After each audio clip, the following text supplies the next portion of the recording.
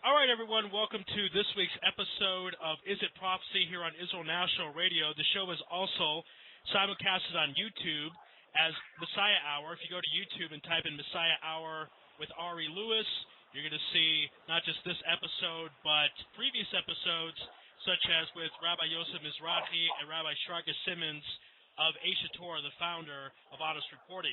We have a very special guest today. He is the founder and director of the Emek Lone Center, as well as the founder and director of the Lone Soldier Center. Please give a warm Is It Prophecy welcome to Rabbi Shalom Myers. Rabbi Myers, how are you doing out there? Baruch Hashem, Ari, I'm doing very well. Thanks very much for having me on the show. Sure, it's our pleasure. First, let's begin with a pretty basic question, but why in particular did you want to start a Lone Soldier Center? There's a lot of great charity work to do out there, a lot of great causes to support. Why in particular did you want to choose to show support to the Lone Soldiers? Well, when we started the Emek Lone Center, I discovered there were a lot of lone soldiers in the area, and they are in need of a lot of home comfort. They are in need of a lot of care and of guidance. Some lone soldiers started to come to our center, and I thought this would be the best way to reach out to these people is to actually dedicate a special amount of resources, time, and energy just for these lone soldiers, because there are over 3, some say even 4,000 English-speaking lone soldiers serving in the IDF, and so it's a large population. They are away from home, and seeing that I'm an Oleh Chadash myself, I've been here a number of years, I know what it is. I was in yeshiva here by myself. I know what it is to be in a strange country by yourself. In addition, one of my sons was a lone soldier for 3 years in the Kfir infantry unit, so I'm familiar with that from a home point of view.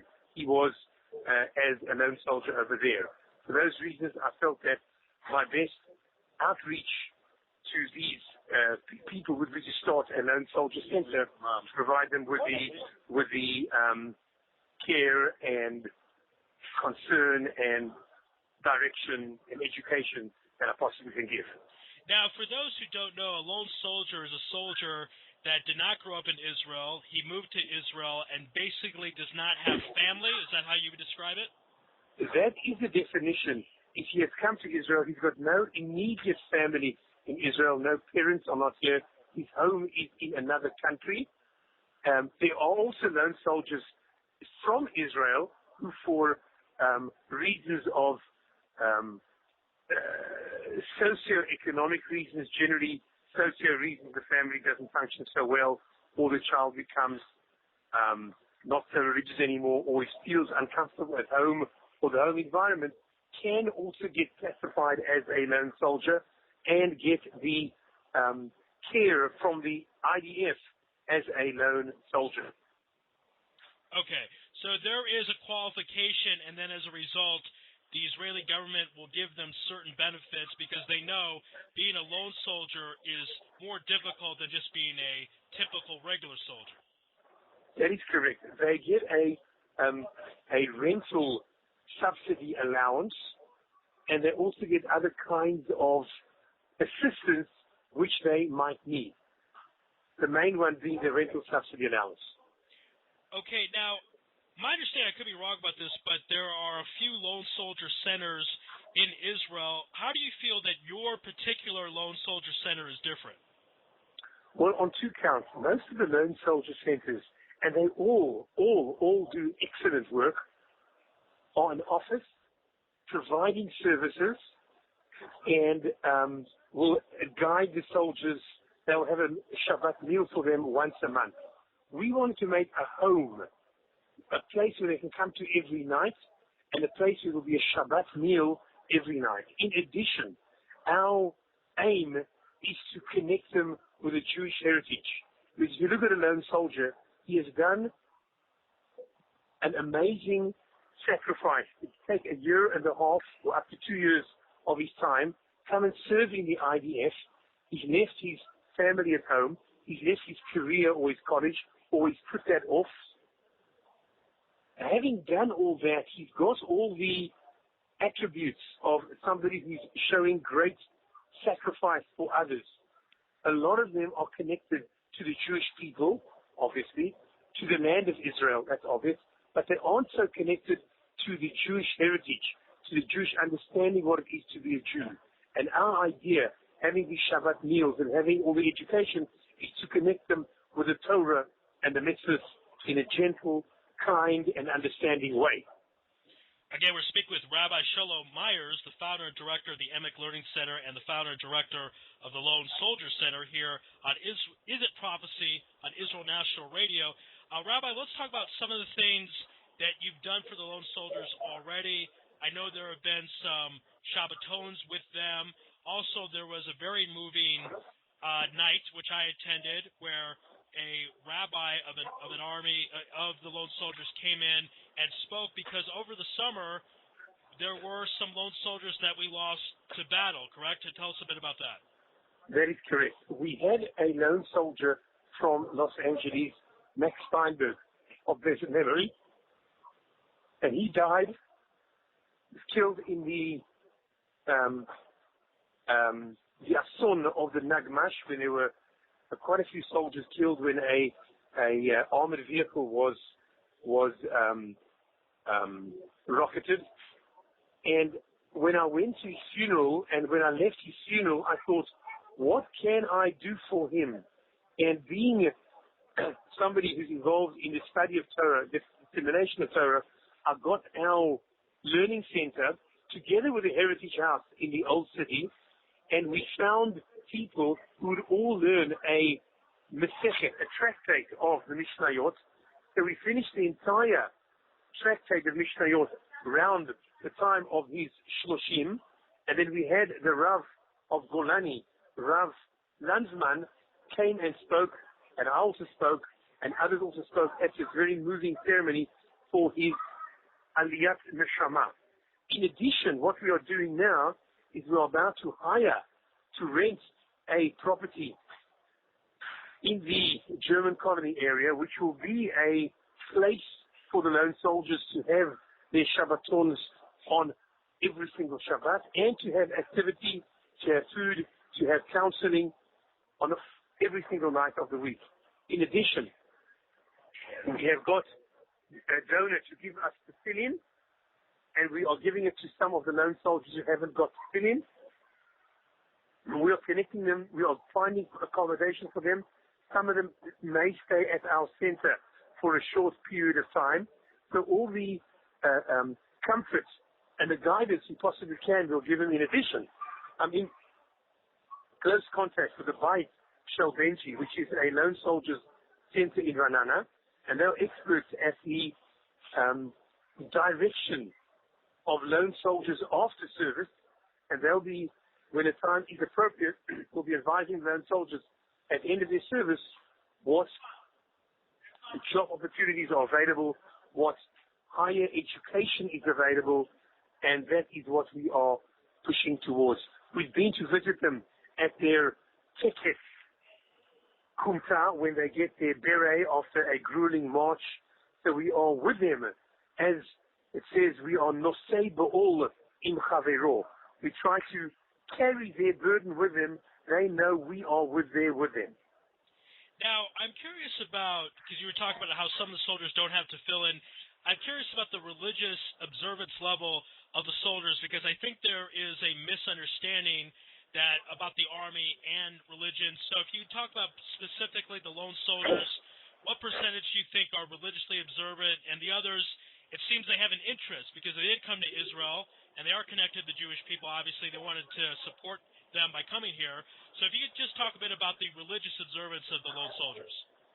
I would say the Lone Soldiers represent a cross-section of the Jewish people. There are some who are religious, and there are some who are not yet religious.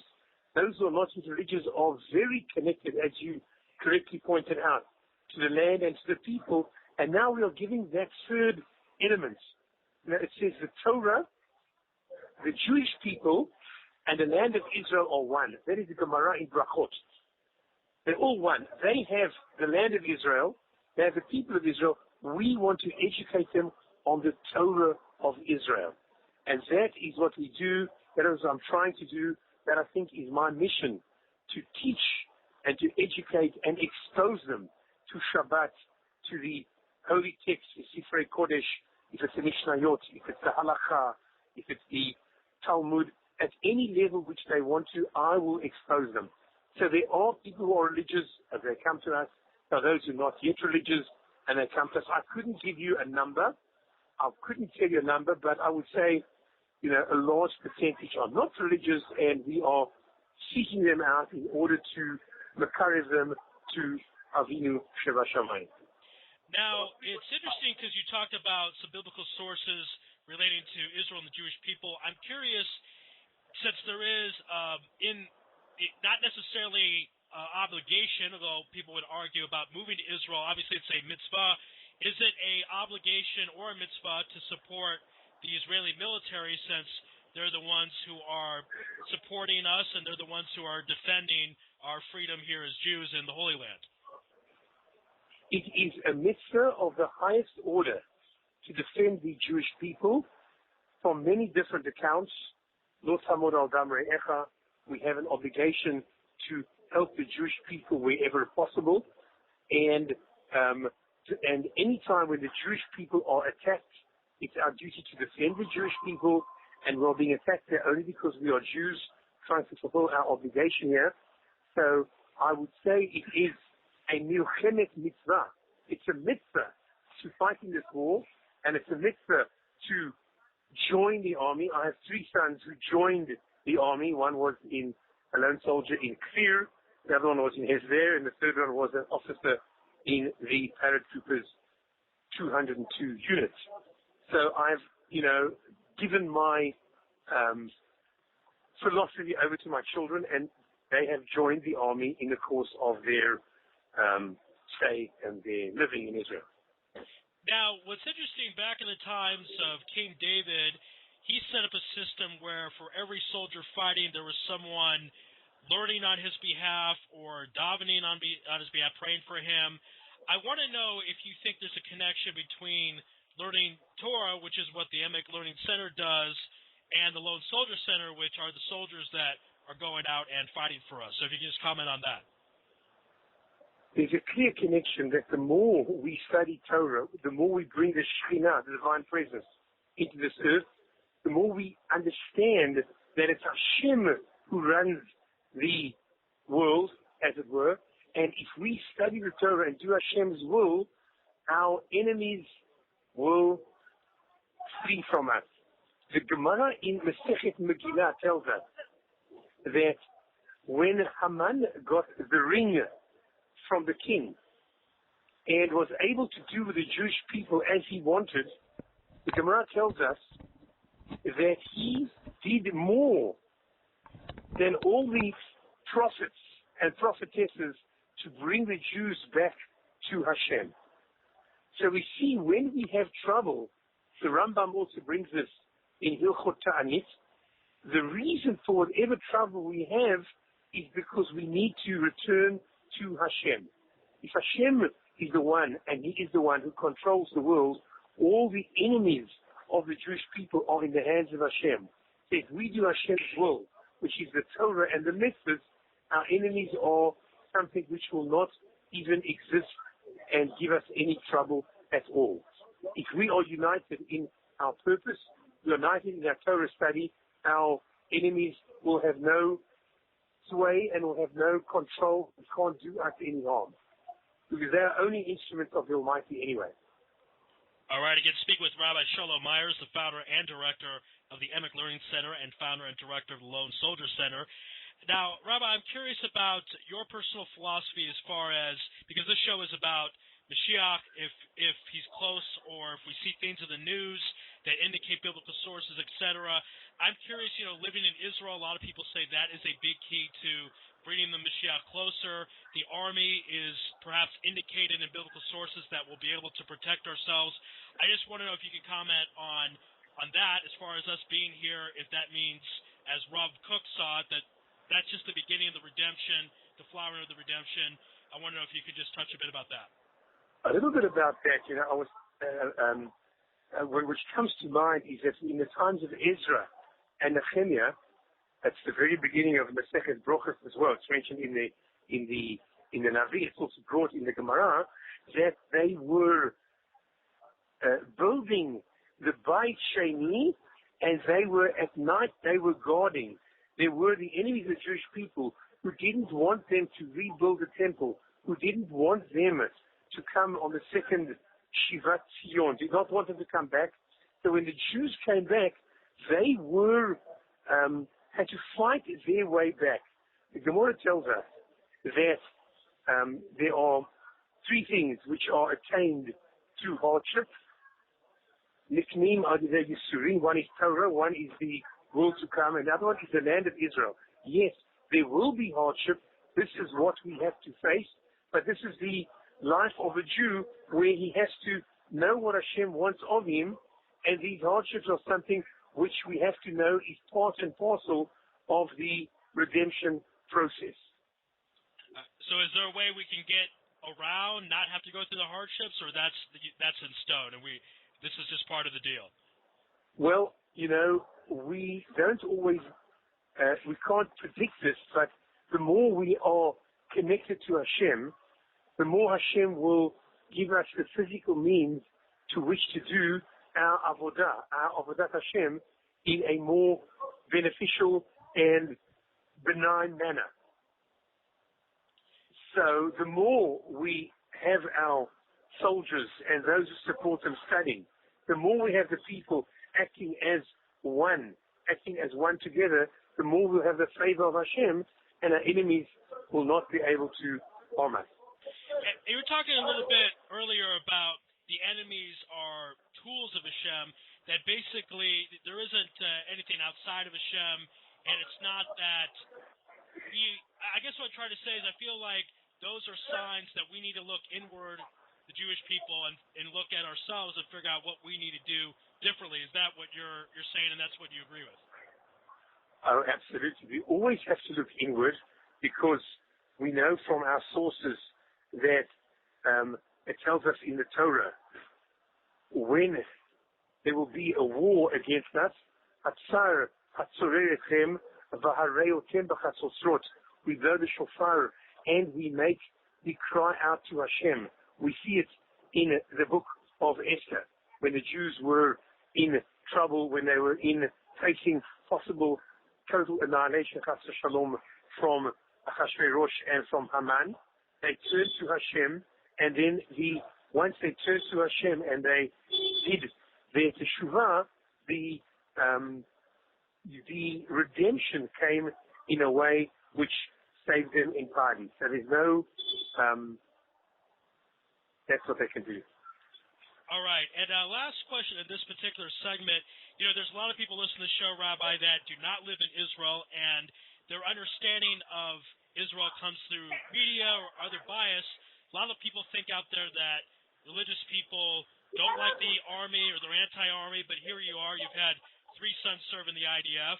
You're the founder and director of a learning center which supports the Lone Soldier Center, and the Rosh Kollel of the Emek Learning Center served in the military himself, and there's a prayer the Emek Learning Center says on Shabbat that says, a prayer for the state of Israel, the flower of the redemption. So why is it you think that people out there think that the religious world is somehow against the Israeli military or not pro-Israel, anything like that? These are things that are seen in the media. I want to bring the truth here on this show, so tell us really what's going on.